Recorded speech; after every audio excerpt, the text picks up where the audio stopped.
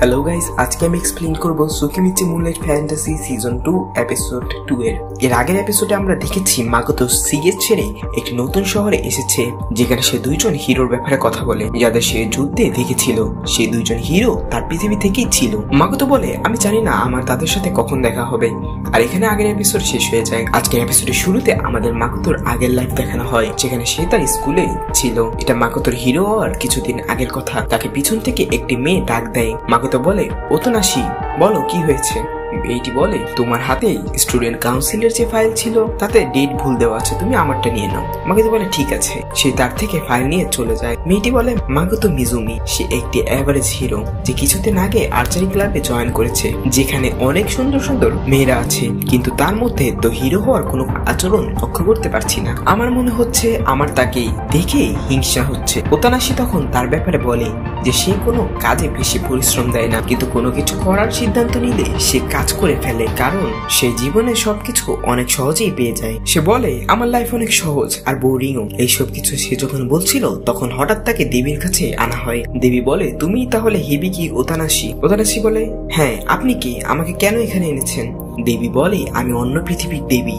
আমার পৃথিবীতে মনস্টারদের আতঙ্ক বেড়ে যাচ্ছে, যার জন্য আমার হিরো দরকার। আমি তোমাকে ও আরেকজনকে অন্য পৃথিবীর হিরো বানিয়ে পাঠাতে চাই। এর জন্য আমি তোমাকে অনেক পাওয়ার দিব। ওতানাশি মানা করে দেয় আর বলে, আমার লাইফ ভালো কাটছে, আমার ফ্রেন্ডও আছে, আমার নতুন পৃথিবীতে যাওয়ার দরকার নেই। দেবী বলে, তুমি তাদের সাথে থাকতে চাও যাদের সাথে তুমি মন খুলে কথাও বলতে পারো না? ওতানাশি বলে, আপনি কি বলতে চাচ্ছেন? দেবী বলে, তুমি কি একটি রোমাঞ্চকর পৃথিবীতে যেতে চাও না, যেখানে তোমার জীবন ঝুঁকি হবে, কিন্তু এরকম মানুষও হবে যাদের উপর তুমি ভরসা করতে পারবে, যে পৃথিবী কিনা অ্যাডভেঞ্চারে ভরপুর, নাকি তুমি এই বন্দি জীবন কাটাতে চাও? ওতানাশি কিছু বলতে পারে না। দেবী বলে, তাহলে সিদ্ধান্ত হয়েই গেল। আমি তোমাকে সুপার পাওয়ার দিচ্ছি, যার মধ্যে শারীরিক শক্তি ও ম্যাজিক পাওয়ার থাকবে, সাথে তোমাকে কোমরে বাঁধার রূপারেই বিল দেই। তা দিয়ে তাকে নতুন পৃথিবীতে পাঠানো হয়। এরপর আমাদের লিমিয়া রাজ্যের রাজাকে দেখানো হয়, যে বলে, তাহলে দেবী আমাদের কথা শুনেছে। সেখানে ওতানাশিকে পাঠানো হয়।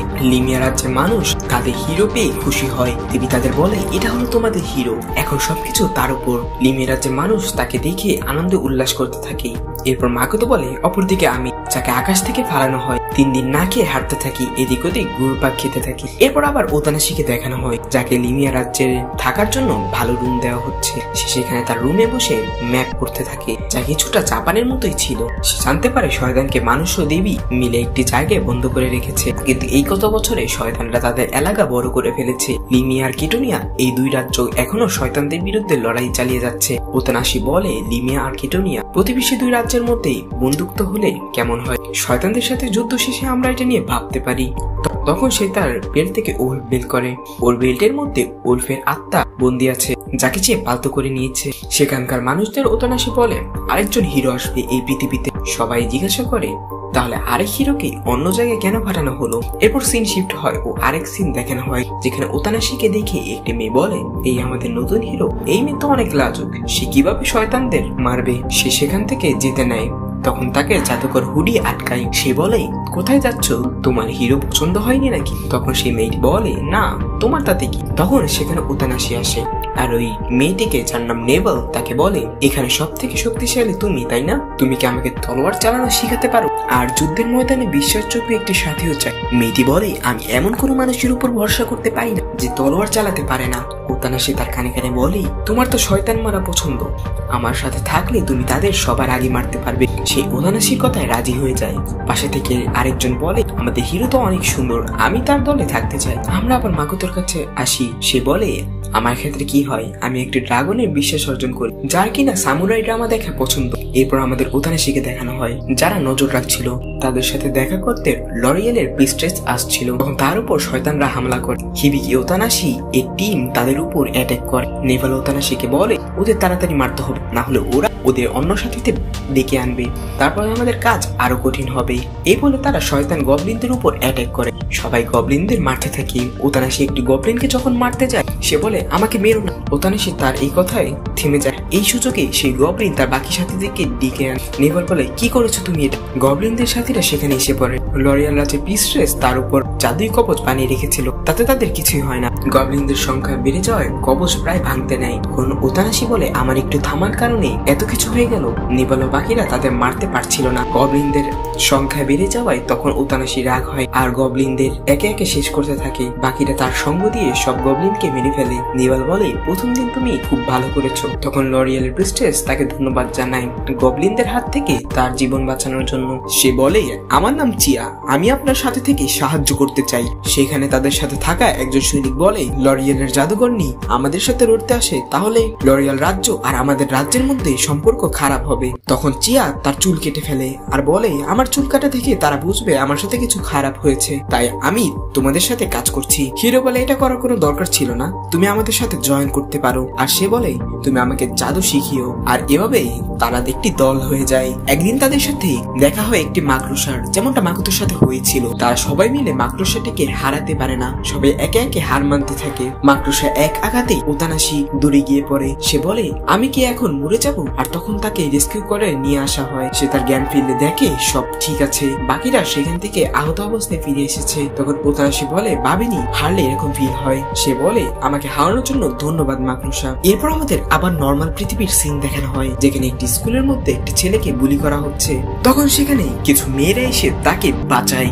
যেই ছেলেটিকে বুলি করছিল সে ছিল একজন অ্যাক্ট্রেস, তাই তার স্কুলের বাকি ছেলেরা তাকে বুলি করে টাকা চাইছিল। সে পালিয়ে বাড়ি এসে পড়ে। বাসায় এসে সে ভিডিও গেম খেলতে থাকে, কিন্তু ভিডিও গেমও সে ভালো করতে পারে না। সে তার বিছানায় শুয়ে থাকে। বিছানায় অন্য পৃথিবীর অ্যাডভেঞ্চার সম্পর্কিত একটি বই ছিল, যা হলো জাপানিজ ম্যাঙ্গা। সে ওই ম্যাঙ্গা দেখে বলে আমিও যদি অন্য পৃথিবীতে যেতে পারতাম। এটা বলে সে চোখ বন্ধ করে আর দেবীর সামনে এসে পড়ে। দেবী বলে তুমি তোমুকে ইবানাশি তাই না?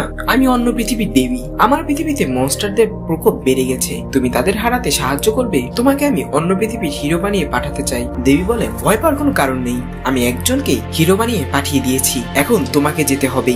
আমি তোমাকে সুপার স্ট্রেংথ, মনস্টারদের দুর্বল করার ম্যাজিক আর এমন চোখ দিব যার মাধ্যমে তুমি যে কেউকে হিপনোটাইজ করতে পারবে। এইসব পাওয়ার তোমার উপর বোঝা হতে পারে, তাই এমন জুতাও দিব যা তোমার বোঝা হালকা করবে। আর দেবী বলে সাথে তোমাকে রাত্রে অমর হওয়ার শক্তিও দিব। তোমাকে বলে আমার তাহলে এরকম পাওয়ার দাও যেটাতে আমি যে কারো রূপ নিতে পারি। দেবী তাকে দিয়ে দেয় সেসব পাওয়ার আর নতুন পৃথিবীতে পাঠিয়ে দেয়। আর তাকে পাঠানো হয় গ্রেটোনিয়া রাজ্যে। এর আগের মেয়েটিকে পাঠানো হয়েছিল লিমিয়া, আর ওকে গ্রেটোনিয়া। দুইজন হিরোকে দুই রাজ্যে পাঠানো হয়। তোমাকে নতুন পৃথিবীতে পৌঁছানোর পর তার সামনে আসে লিলি ফ্লন, যে গ্রেটোনিয়া রাজ্যের সেকেন্ড প্রিন্সেস।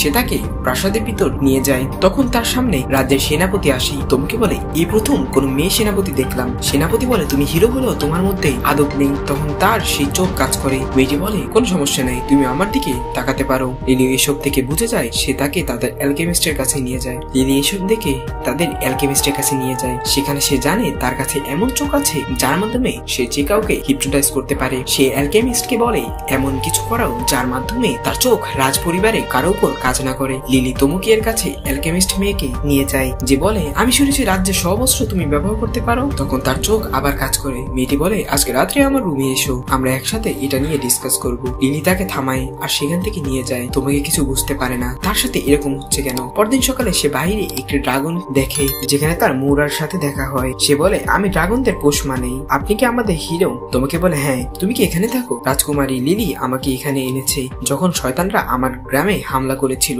তোমাকে বলে দুঃখিত। তখন তোমাকে এর চোখ আবার হিপনোটাইজ করে। মোরা বলে কোনো সমস্যা নেই, তুমি কি আমাকে বিয়ে করবে? তোমাকে বলে কি? মোরা বলে হ্যাঁ, যদি তুমি চাও। এরপর রাতের সিন দেখানো হয়, যেখানে লিলি আর তোমাকে একসাথে ছিল। তোমাকে লিলি এর কাছে অনুমতি চাই যে সে সেনাপতি গেনেবিয়া আর সেই অ্যালকেমিস্ট ইউকিনাৎসু আর মুরাকে এই তিনজন মেয়েটিকে তার দলে নিতে চায়। তারা একসাথে কাজ করবে। লিলি বলে তারা মনে হয় তোমাকে খুব পছন্দ করে। সে তাকে অনুমতি দিয়ে দেয়। তোমাকে চোখ তখন গ্লো করতে থাকে। লিলি মনে মনে বলে ও মনে হয় নিজের চোখ কন্ট্রোল করতে পারে না। তোমাকে জিজ্ঞাসা করে তোমার আমাকে প্রথম দেখে কি মনে হয়েছিল? লিলি বলে আমার মনে হয়েছিল যে তুমি সেই যে আমাদের নেতৃত্ব দিবে, আমাদের হিরো। তোমাকে মনে মনে বলে আমার একটি ভালো হিরো হতে হবে। এরপর অন্য সিন দেখানো হয়, যেখানে লিলি বলে আমি সবকিছু করতে পারি আমার মায়ের জন্য, যা ওই খারাপ দেবী আমার মায়ের সাথে করেছে আমি প্রতিশোধ নিব। তখন মাকুতো বলে আমার সাথে কি হয়েছিল?